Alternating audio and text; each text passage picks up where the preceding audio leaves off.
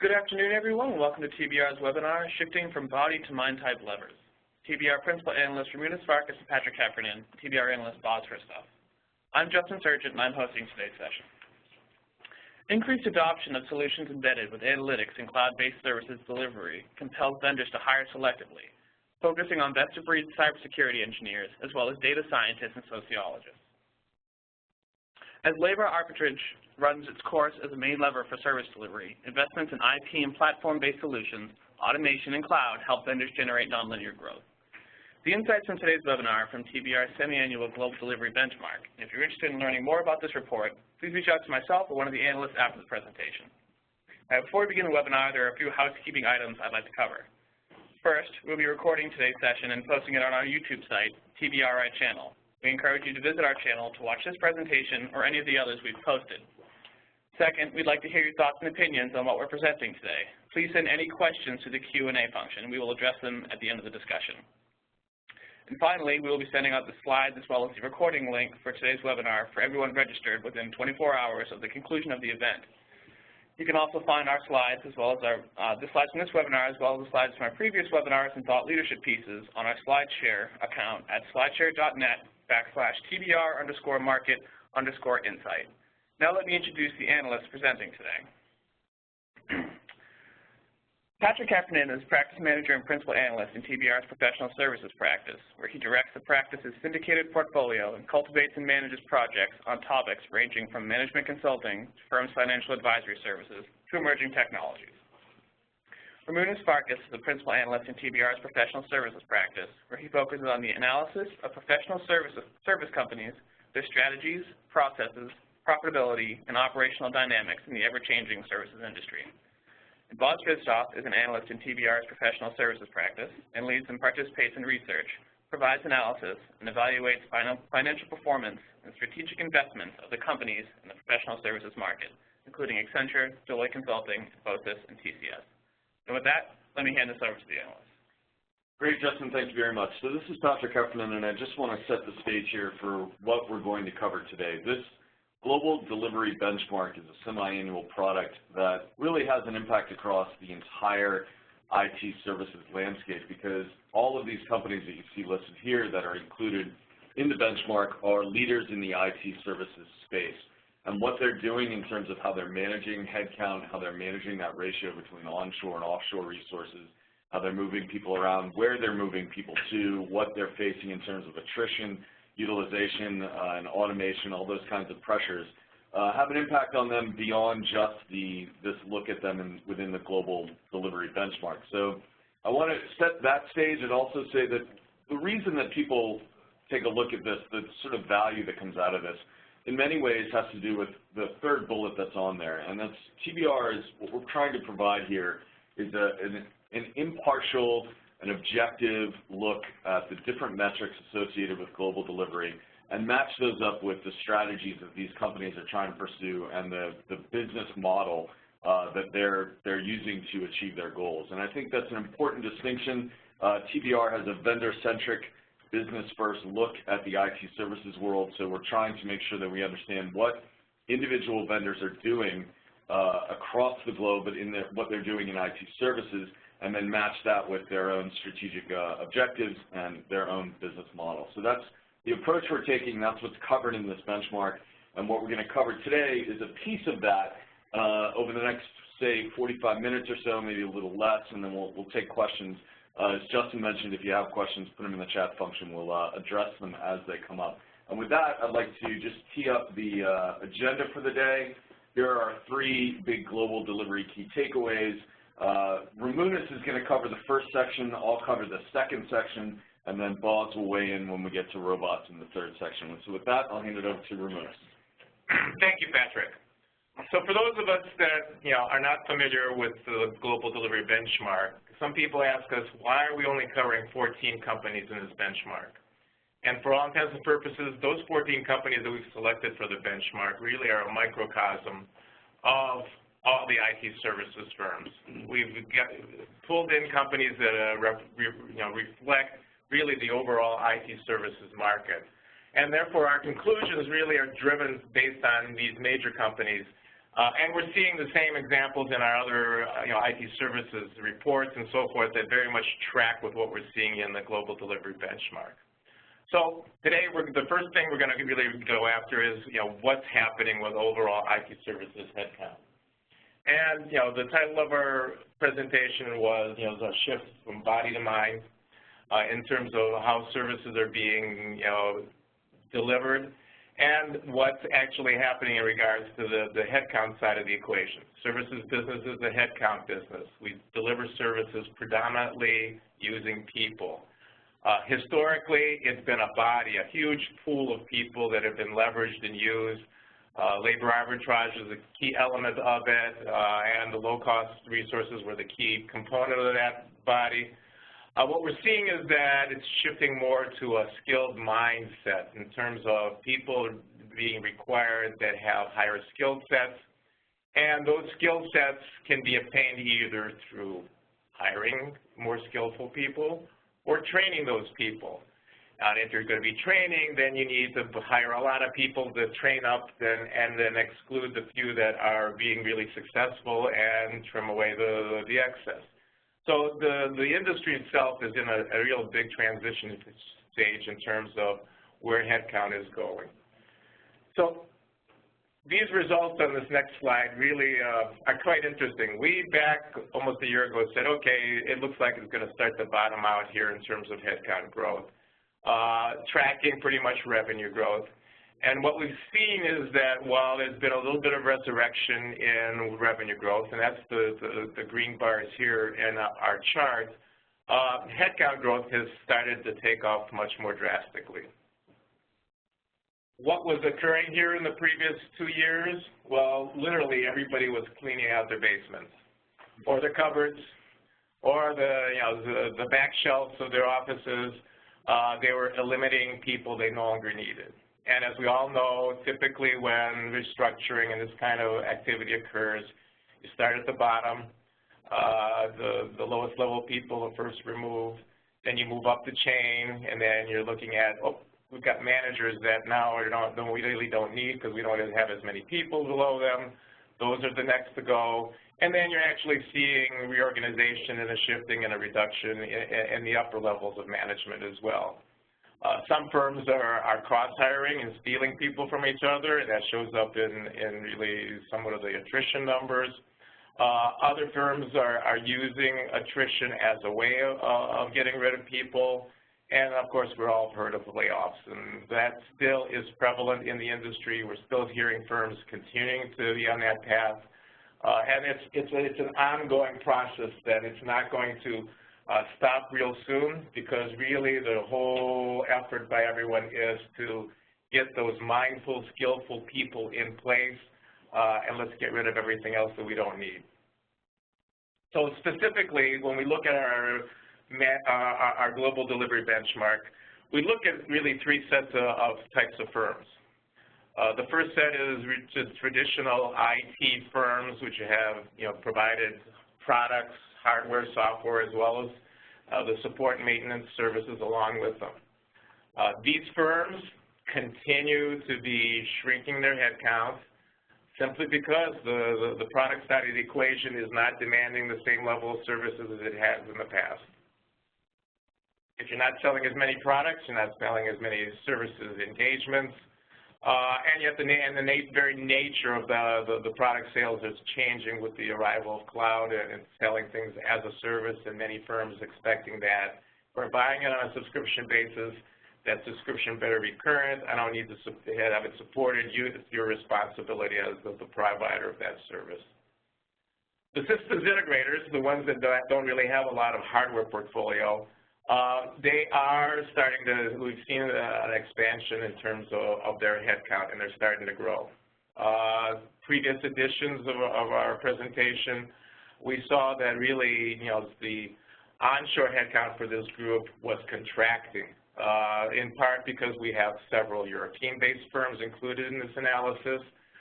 They recognize that the cost of supporting all their operations from within the European theater was not cost effective. It was impacting their profits. and a number of them have started, and a number of firms in the European theater have come to the recognition that, yes, we still need low-cost delivery, we need low-cost resources, and we're going to get those resources and put it in place to support the rest of our operations. So therefore, the low-cost portion for the SIs is actually growing at double-digit rates, while the onshore headcount has resurfaced to a certain extent, in part because of the strength of the European theater and the fact that, services, especially outsourcing services, have ticked up there, the recognition by European clients that, hey, we have to find the lowest cost solutions to deliver our products and goods to the market, and therefore we need the infrastructure, the back office operations, and even the front office operations to be provided for us in a low-cost situation. Finally, the Indian-centric vendors. We saw a slowing in their take-up of personnel over the last year, but now it has resurrected itself and it's growing both on the onshore and on the low-cost side of the equation. Why the low-cost side of the equation? Everybody else is stealing their people that are skilled, so they've got to hire new freshers and train them up. And they have to train them up into the new emerging technologies. Not just, the old things, the old way they're doing business, but the new areas. And those emerging technologies definitely are more challenging to train and get people used to working in them and providing the appropriate services along with them. At the same time, the Indian-based vendors are all recognizing that close interpersonal relations, being on-site, helping people with the work they're doing is critical to the equation. Yes, you can deliver it from an offshore location, and yes, you can fly somebody back in and out, in and out, in and out. However, if you look at actually the cost of travel today, and the airlines say, well, our airline prices are not that much higher for the cost of a ticket.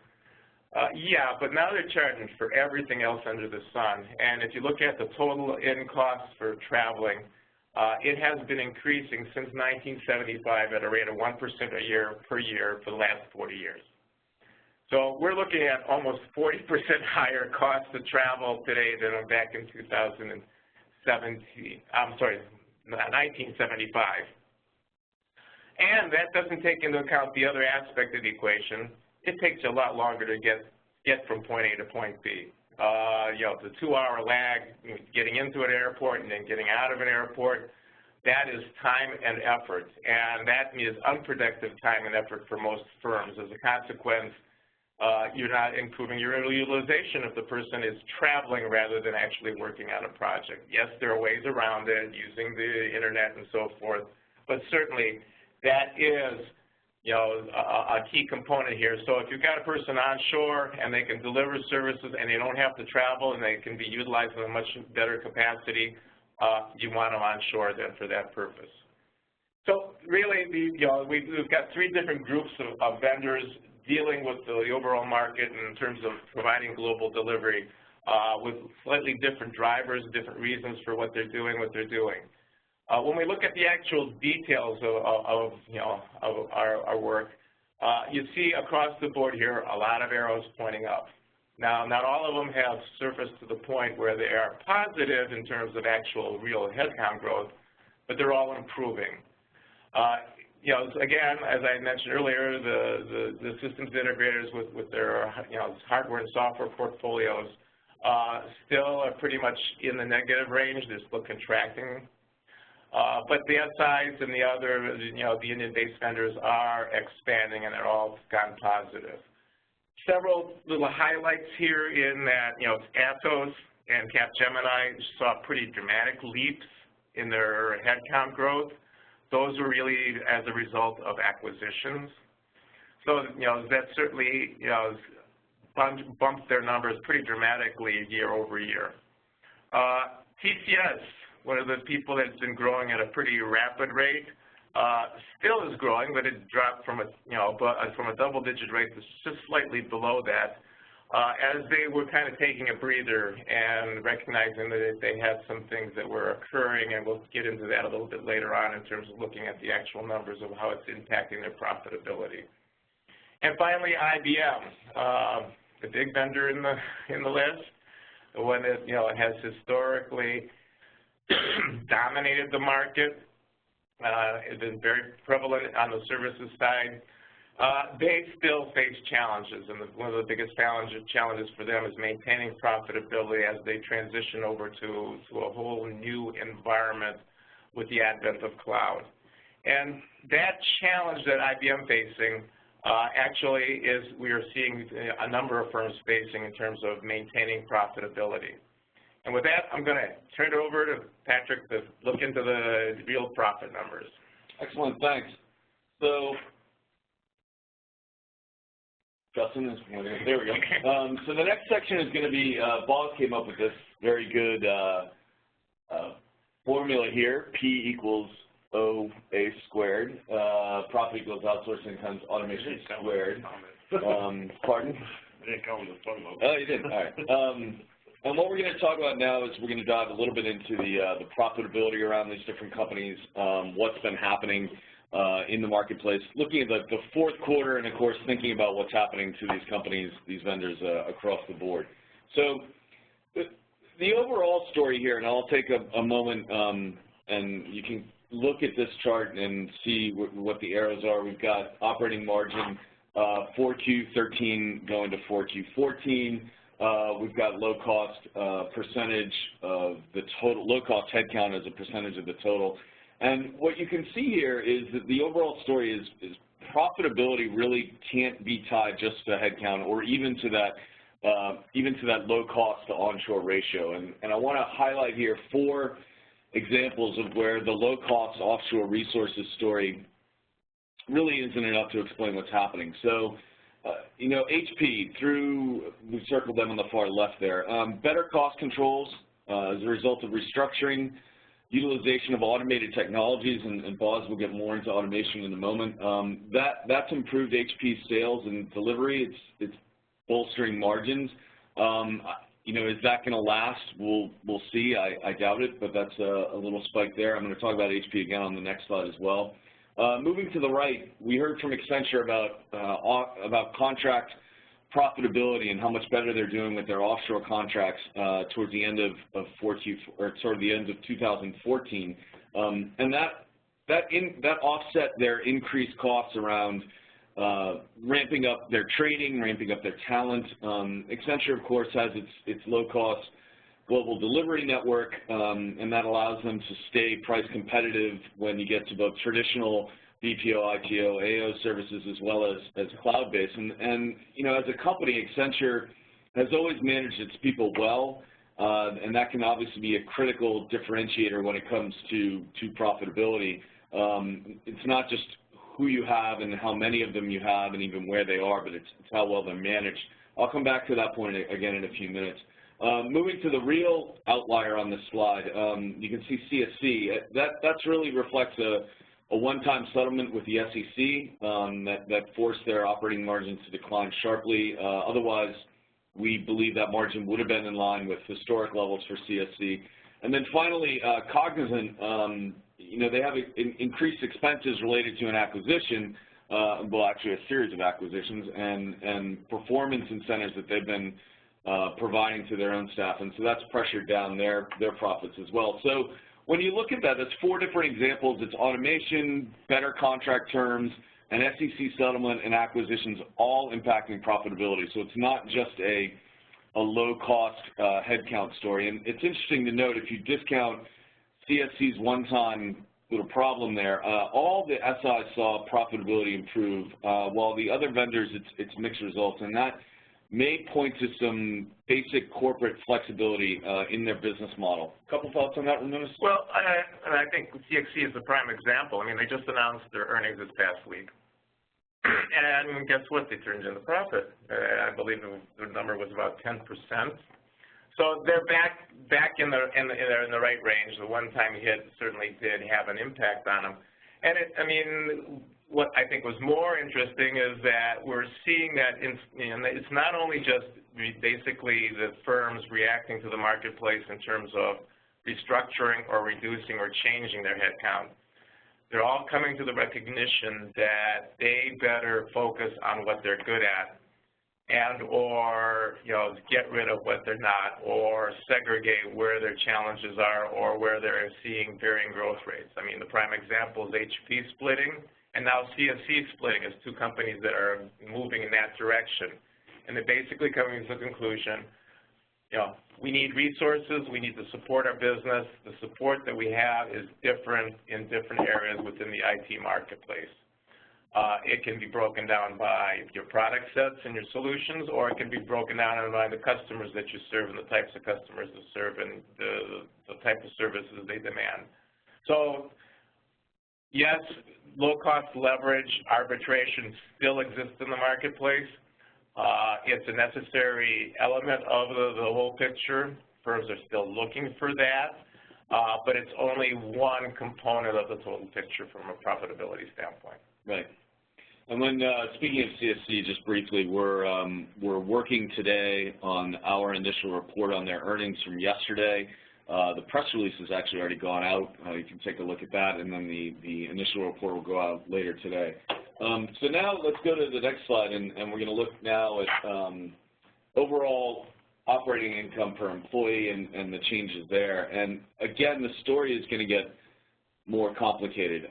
We'll focus on HP again, and again we're seeing the impact of automation and increased improvements in the way that they've utilized automation and utilized their own employees.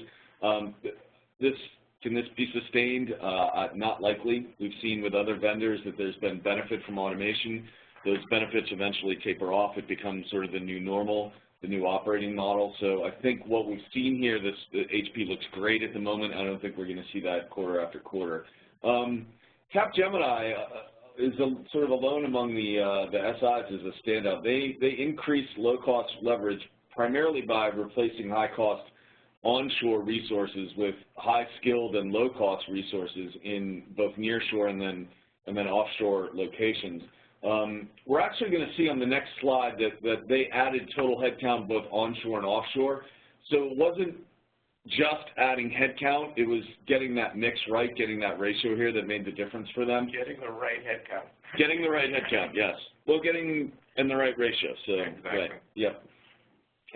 You can tell Ramunas and I back and forth on this often enough, so he'll correct me when I stray too far. And then Infosys, moving to the right, and that Infosys is echoing the HP story around automation. They've also invested in training, they've invested in sales, they've invested in productivity, they're doing better in terms of sales around emerging and honestly premium price offerings of analytics, cloud, mobility platforms. With Infosys, of course, the worry is that short-term investments and short-term bursts of activity in certain areas don't always stay sustained over their long-term strategy. So that, again, I don't want to say it's just like HP. We're seeing them favorable here, and we may not see it quite so favorable next time. But I think quarter to quarter we'll have to keep a close eye on what's happening with Infosys. And then not circled on here, but Cognizant is alone among the Indian pure plays that's seeing a decline here. So it's worth pointing out that Cognizant is still really ramping up their hiring. They're incurring costs associated with their acquisition and the integration, and of course that undermines whatever benefits they're gonna get as they move to more of an as-a-service delivery model. I think we're gonna see this change as well in the next quarter. Moving to the next slide then. All right, this is a very messy slide. I'm going to have to ask Ramunas to help me out on this one. It's his favorite, my least favorite, but I want to make a couple of points before he jumps in.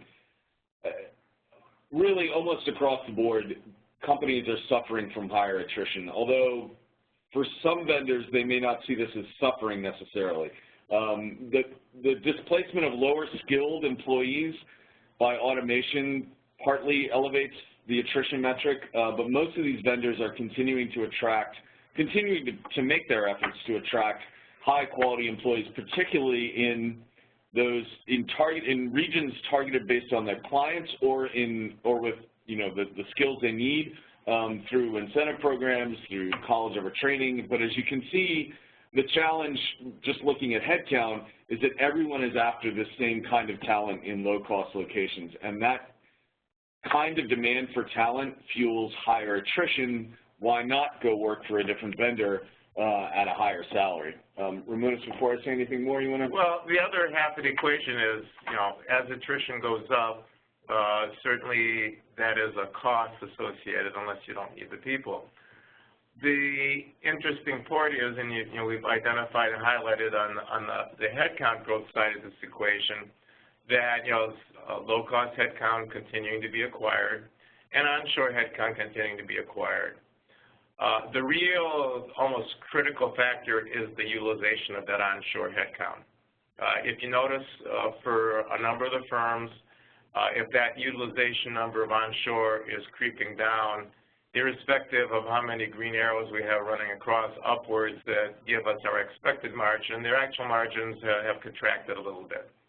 And that suggests that, okay, we've got the people in place, we just haven't gotten to the point of utilizing them to the fullest to make as much money as we would like to. There are a few exceptions. The European firms certainly are moving a slightly different direction because for them, they need to bring people on and reduce within their dominant region, the European theater, their onshore headcount, but they're putting onshore high-cost resources in places like the United States, Canada, moving into the Australian theater, the Japan market. There are all key pivot areas where there's a high amount of possible demand for some of their solutions. They need to get the people there first and then utilize them. So it's kind of a mix from that standpoint.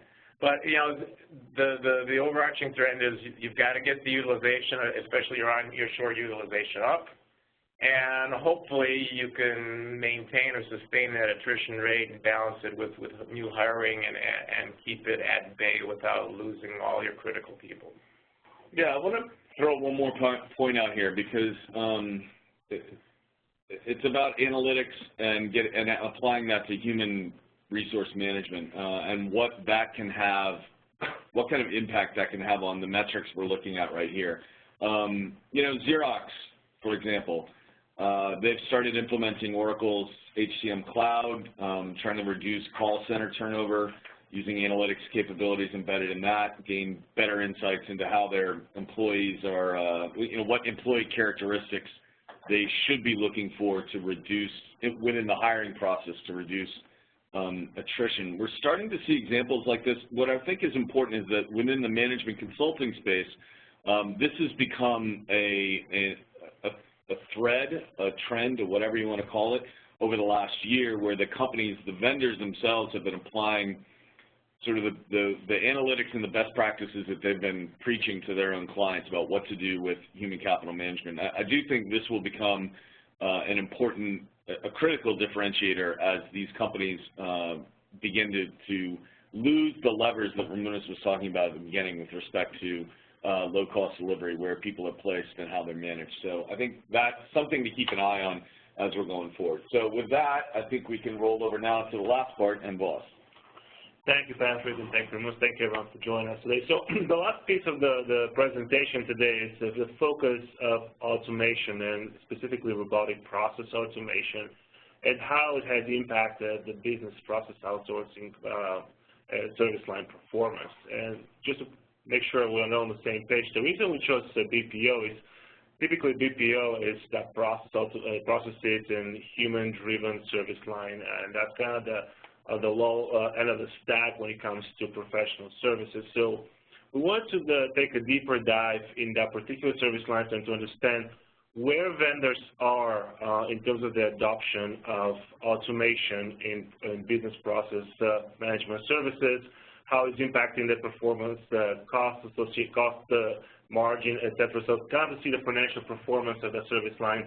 So what we did is we did interviews for 7 out of 14 vendors included in the study here across all the 3 major geographies. And we, over the next couple of slides, we will present the findings of that deeper dive research that came out of the conclusion after speaking to those executives. But the overarching theme after going over the results, going over the interviews was really the robotic process automation is still an alternative to a traditional outsourcing. However, it's not substituting entirely the outsourcing. It can only substitute certain processes, part of the service line delivery. You can go on the next slide, please. So the first slide is kind of like the really deeper dive, and coming down to the conclusion is, so one RPA, one robot, if you want to call it that way, it essentially can replace 3 humans. And if you look at the 24-hour span, if you want to maintain your business process operations at 24/7, that's really kind of having that 3 people and substituting. And some of the vendors are 2 to 2.5, some of them a little over 3, depending how the vendors are positioning and how they are looking at the utilization of resources. But that was the average finding. If we saw it, it makes sense to look at just to keep the operations 24/7.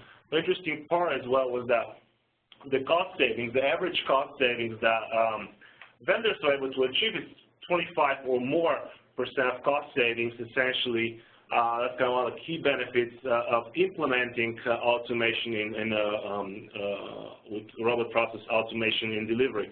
Some of the other benefits that automation essentially provides, improving the quality, reducing human error, obviously, reducing employee costs, and also, last but not least, vendors' ability to win client bids, clients with lower budgets, essentially offsetting that cost, the total cost of ownership that it typically carries when you have a human-centric delivery, and delivered through automation allows vendors to reduce pricing when you talk to clients that don't have the deep pockets, essentially, to capture that engagement. What happens with those employees was essentially that kind of the follow-up questions. Okay, so now you have automation, you have that process in place. What are they doing? What's happening? And so all the vendors basically was like, well, we go through reskilling processes. So we're trying to give a chance to our existing employees to climb up the value chain in terms of the service delivery. That was part of what Ramunas and Patrick was talking earlier of skilling and upskilling, essentially, because there's not enough skilled personnel out there that can come on board right away. So vendors started taking an approach of like, okay, well, we've implemented automation, so let's see, we're going to go through training 3 to 6 months and see who wants to stick and believes in what the organization is going after, and and kind of be able to use that internal bench, knowing the company culture and knowing what the final goal is to deliver those services, and actually becoming managers of those robots, essentially. That's kind of manage because we still need that human element instead of just being the lower level tasks and just essentially pencil pushers, having someone to manage the RPAs.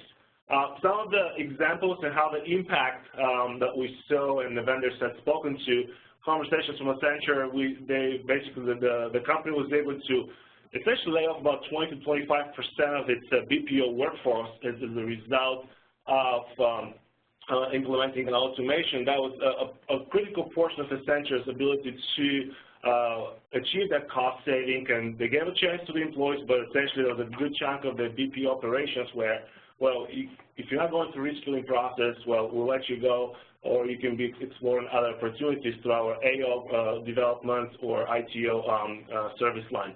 For IBM, for example, the shift in the employee pyramid allowed to, and implementing of automation, allowed the company to provide services faster. And what that bear to was increase in sales force. The company wanted to hire additional sales people because they able to automation allow the company to sell more products, to sell more services that can be delivered at a faster pace. So different companies have different adopting automation in a different maturity curve. So they're taking different approach, but this the overarching theme is really having the automation embedded and able to reduce the cost so they can offset some of the human errors and human costs associated with it.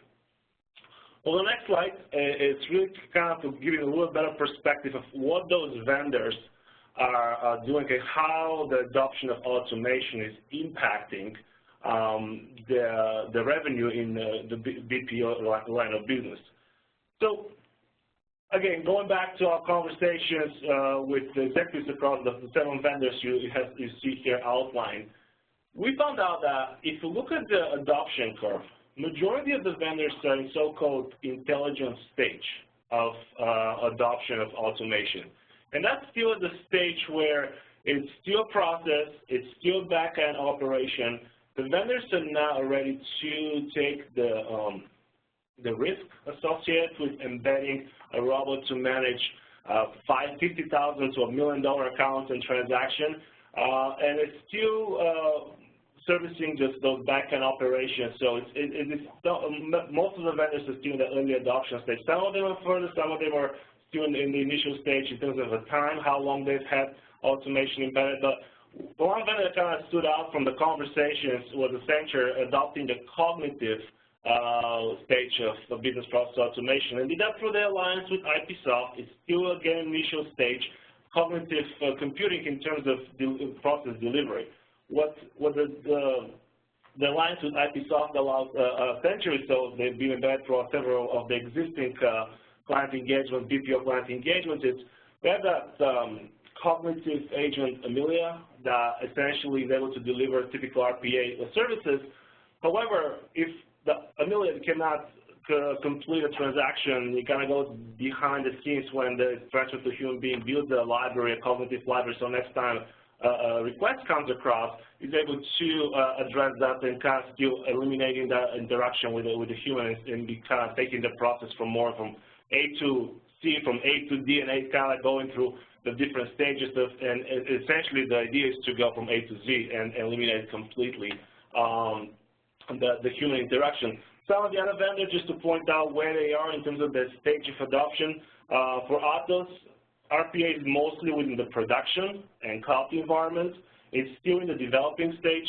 Capgemini has adopted RPA tools, but it's yet to integrate on a larger scale throughout this delivery model. Xerox is outlined, meaning that they're mainly BPO service line.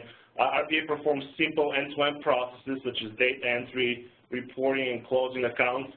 And for IBM, RPA is the back end of the processes and the authority of robotic RPO software, which is like test data scores, object mapping, data pooling, debugging tools, and performing administrative functions. It was interesting for IBM because when we first talked to IBM, we thought, okay, well, what about Watson? Where is Watson going to stand in RPA? They do have Watson as a capabilities, that's no doubt about it. But I think we're yet to see Watson being embedded in the BPO. I think Watson is more involved in more high-level tasks than just a traditional BPO. But wouldn't be surprised to see Watson get pieces of Watson's library being embedded in some of the BPO functions that help IBM deliver those more of a cognitive type BPO services. We go on the next slide, please. So we want to go and say, okay, well, here's the adoption. Here's what the vendors are doing, what they're achieving in terms of when it comes down to revenue and cost savings. So let's see, what are the typical barriers? Why RPA is not adopted as it should be? Probably one would think like, well, we are in 2015 by now, and we know the IP and the IoT trends are coming around the corner. So so we want to see what's really holding back. And the barriers on the left, economic, resource, technological, security, leadership, are the one that really stood out in terms of what's holding up vendors and how vendors are perceiving and what are they seeing as not holding back essentially to not get the full adoption curve for RPA. So for economic barriers, essentially many of the processes they cost more to automate and maintain as an ongoing process rather than execute them manually. Some vendors still believe that the manual interaction is still cheaper. So that was an interesting comment we saw some of the vendors that were making. Technological barriers. When it comes down to, the vendors are still missing and required advancement to integrate automation, monitoring, and control of portable devices for immediate assistance or error resolution. Security is certainly a barrier that really comes, in every conversation, especially considering cloud delivery and just being security as a service is certainly something that always kind of holds back when it comes down to liability when it comes down to human interaction, and who's bearing that overall cost. Leadership, organizations, change management, that's certainly a big aspect around it. And resources, I think that was one of the key barriers that we saw, as well as a vendor we spoke to, was resources, and how do they have the right resources to do that? When are the resources ready? Are companies ready to take on the initiative to be seen as a company that laying off people, and kind of how they're going to change the image of the company? I mean, so there's certainly a lot of barriers that many of the vendors that are more risk averse, they're trying to overcome faster and be like, we see the overall benefit from increased efficiency, expanding client base, and always leading to increased profitability. So again, going back to the slide before that, just thinking about it, they want to have that cognitive computing embedded. We believe that some vendors will be able to differentiate through development. RPA is here to stay. It's certainly here to evolve. It comes down to who's going to spend more on R&D, who's going to spend more on mergers and acquisitions, who's going to be more on the line side. R&D was certainly one of that popped up as the most when it came down to as a lever to embed RPA. On average, R&D spend as a percentage of overall R&D spend for automation was somewhere between 18 to 25% when we look at the numbers, meaning that vendors' overall R&D spend, out of 100%, 18 to 25 was certainly focused on automation. And some of the key aspects and the reason why vendors went after to develop IP, really automation IP through R&D, was really the security, customization, highest level of security, customization, and innovation, also self-dependency and flexibility, how clients perceive when vendors are able to develop an RPA through internal R&D processes. So with that, I'll open up the center for questions. So Patrick or Ramunas, have anything else to add to the robotics section? Well, I just think the one interesting thing is that, yes, you need R&D spending to build out your robotics. Whoever needs skills. And you're back into the whole issue of, hey, we got to find the right people. And this is why we're seeing an uptick in skill sets in this arena from a global delivery standpoint, and in many other arenas in terms of both on the consulting side and the advisory side, on the emerging technologies delivery side. All of them are requiring skill sets that many firms have just recognized we have to build out if we're going to be able to grow our businesses.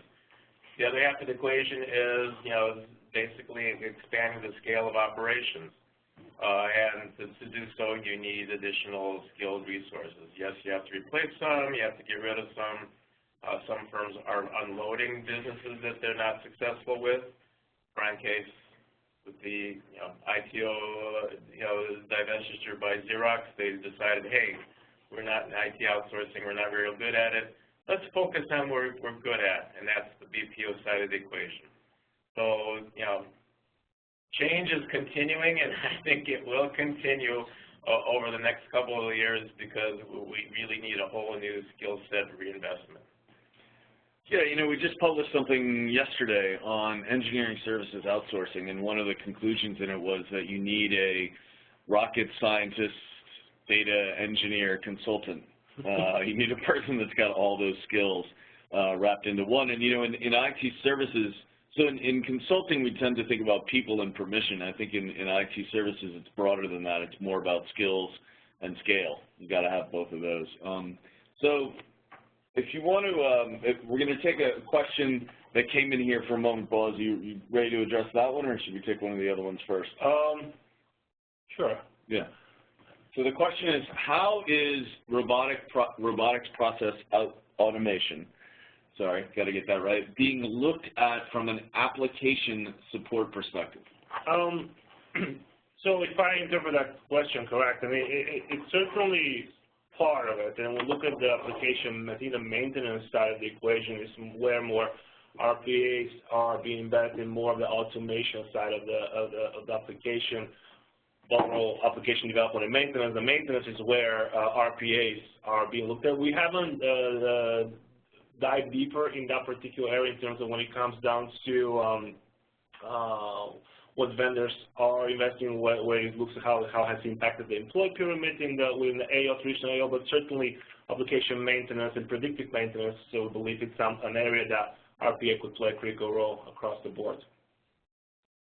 Yeah, I think one of the key elements here regarding application support is the fact that typically if you have a problem with applications, the traditional ways you get on the phone and call the vendor and say, I have a problem. And in many cases or not, the vendor would come back and say, well, can we take a look at, or can you give us information about your system and so forth. If you robotize the whole process and you're not talking to an individual, that opens up the whole possibility of a hacker getting in. You don't even know it. You haven't talked to anybody. You use a robotic element that may or may not be real. So there's a little bit of a risk on the application support side of the equation from that perspective. Yep, so another question came in. On an earnings call, Accenture referred to its just-in-time staffing model, which isn't very appealing from an employee perspective. Your thoughts on how approaches like this will impact hiring and attrition, particularly for highly skilled workers? I'll let Boz go first. I have some thoughts on this too. Sure. It's an interesting comment, actually. I mean, so I think Accenture is kind of is brave making a comment directly to especially the highly skilled workers. However, we also see Accenture is hiring at double-digit rate. Yep. So I think Accenture has realized the fact that, first, they do have the brand to attract high-skilled workers. No, I don't think anyone can question that. They have a global presence. But I think from an overall staffing point of view, they're hiring at double-digit rate because I think the company is able to separate the one that can really develop and really want to stick with the company. And I think that's part of the whole equation of why we see Accenture hiring at the double-digit rate right now. It's hiring at bulk, going through training, and really retaining the staff that can really maintain what is expected.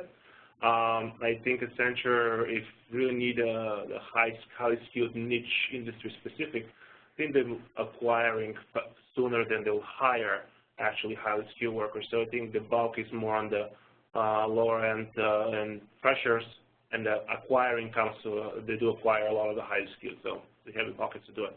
Yes, well, I think there's a second element here. From an employee perspective, right, is really the question here. How are you going to keep people if you're just hiring in time? Mm-hmm. If you're hiring just in time, that means that employees are going to become very useful very quickly. So it improves the employees' position within the organization because they're contributing right away. I think the whole key underlying theme here is you do not want a bench sitting out there that's undermining. And the one my little tree chart with all the green and red significantly shows that in the cases where your utilization is falling, especially in the onshore locations, you're getting hit on the profit side. Mm-hmm. And that's not good for the company. And that's not good for employees either, because that means, that's a threat to me as well, rather than being, I know I'm going to be used, I'm going to be useful, and therefore, in my mind, I am contributing to the company and do want to work for this company because they have an opportunity for me. Right. So I'm going to say something I shouldn't say, and I don't want to say, and I'm disappointed with myself for saying this, but I'm going to say it anyway. The question, and actually what we're seeing in this area, kind of, it's killing me to bring this up. It's sort of the Uberization or the Uber factor in this particular area, and it's pretty obvious what I mean by that. So just like a just-in-time car, how about a just-in-time employee? I think the critical difference is that at the higher end, and probably across the board, I mean, look at what Xerox is doing. They're applying analytics to figure out who the best people are to hire at a call center. That's about as low cost as you can get. And yet they want to make sure they get it right and hire the right people, not necessarily the just-in-time hiring, but actually people that are going to stick around. I think at the higher end you're going to see that too, where there will be a backlash to this, I'm only hiring you because I got a project to do right now. I'm only hiring you because I need you to drive me somewhere right now. I think the better managed companies are not going to do that. The trick is what Ramunas just pointed out, that you don't want people sitting on the bench. So it's not only managing the people, it's I hate to say it, it's managing the business too. I mean, that's what it really does come down to. And some of these businesses are really well run, and some of them are not as well run. So, one other question I want to bring up: are any industries seeing more adoption of automated BPO? So that was one of kind of a similar question when we looked up across the BPO when it came down to, well, what's going on? I mean, first, we think about service lines, we think about traditional F&A, HR, but we want to see, okay, when we have the horizontal play, where the service line and then where the industry. So interesting enough, the findings came, probably not surprise to many of you, financial services and healthcare were the top two, essentially, that came up as the leading two industries that have higher adoption. And financial services, obviously, kind of led, even ahead of healthcare for most of the vendors that we spoke to. Other industries came as a result were manufacturing, telecom, and retail to an extent, but I think the financial services, it's more of the mature industries essentially that really are more comfortable in embedding such RPAs. All right. Another question I want to bring up: how do we think BPO vendors should go to market in terms of automation? Through partnership, and we have IPsoft, Celoton, UiPath, or to have in-house tools? Where do we think automation vendors such as IPsoft would play a role? I'm interested in this question in two ways. One, from Boz's perspective, looking at it very much in terms of automation, but then also Ramunas' perspective in how BPO vendors have gone to market differently over the years as the BPO market has changed. So I don't know who wants to go first, but one of you two has to. First, I'm trying to. Well, I think alliances are a key element in the IT industry today. Nobody can be an expert in everything, and therefore allying with somebody in one way, shape, or form or another certainly can create a solution set, an offering that differentiates you from everyone else, and therefore alliances are very important. Yet you have to share the end result of the alliances. So again, one of the key things that I always come back to is scale. If you build an alliance and you end up with 300,000 customers, and whereas we would have had none left, but you were sharing those revenues as opposed to trying to do it all on your own, you're probably better off with the alliance. So I agree on the alliance side. Certainly, it provides you speed and scale, as Ramunas pointed out. But we also saw from the research, the R&Ds, the vendors are no shy to R&D. I think it comes more from the client's demand when it comes down to developing such technologies. It's more about the comfort level, I guess, when it comes down to security and flexibility that internally develop. And if the vendor already has the relationship with the client and be like, well, there's a new technology we're embedding in our process, service delivery, first question comes to mind is like, who's that technology? Is it yours or is it a third party? Because if it's a third party, I never work with that third party. So that's what vendors are kind of careful about, existing versus new clients and how they position that. Certainly there's a process of demonstration, and part of demonstration when it comes down to it's a third party and the total cost of ownership being offset and reducing the client see the benefits offhand. But many times, and that's what the vendors are pointing out, is when the conversation with their clients is the clients do prefer actually R&D approach because of that particular reason, because especially if the third-party vendor is a small and a company that the client has never heard about, it's a little challenging when it comes to security and reliability essentially. All right, we have just enough time for one more question, so I will bring that one to the table. And all right, so the question is, what are you researching now for the next global delivery benchmark? So a little background on that. We've changed this benchmark a bit over the last year. In the fall, we did a deep dive on nearshore. Which were the 4 countries? Costa Rica, Mexico, Canada, and Guatemala. And Guatemala, right. So we focus on 4 countries and I think 7 vendors in terms of their nearshore delivery, and we went very deep on that. For this benchmark, you heard probably a quarter of what Boz knows, or maybe a tenth of what he knows about robotics and automation and BPO. The benchmark itself has considerably more detail on that as well. So looking forward over the next 6 months, what do we want to consider? You know, I'd throw that question open to the people on this call. If you have suggestions, let us know. If there are certain elements of global delivery that you would want to know more about, if there are some aspects of it that are either a mystery to you or you think are changing in a way that we need to do further research on, we'd certainly open up to suggestions for that. Personally, I want to go back to looking at nearshore. I think we only scratched the surface on it. I think there's an opportunity to look at what's happening in Brazil, Argentina, you know, further south, and even the Caribbean countries and some of the changes that are happening there. But I'll throw that out to you two as well. What else do you think we should be looking at in the next 6 months? Well, I mean, we've seen something just to kind of keep in the back of our minds all the time is inorganic means, and I kind of brought it up earlier with Accenture hiring vertical industry-specific hires. I think inorganic approaches, certainly in acquisitions, are playing and will continue to play a role to build up speed, scale, and skill for all these vendors. We've seen several mega acquisitions over the last 6 months. I mean, Cognizant with Resetto, now the shift with the ITO business between Atos and Xerox.